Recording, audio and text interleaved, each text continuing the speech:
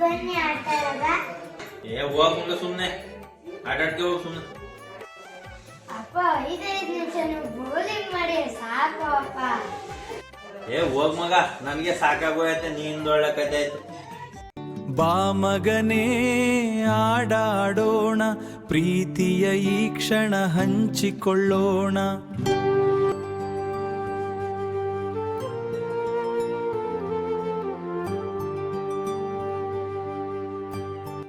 ಆ ಹುಡ್ಗ 5 ನಿಮಿಷ ಆಟಾಡಕ್ ಅಂದ್ರು ಬರ್ಲಿಲ್ಲ.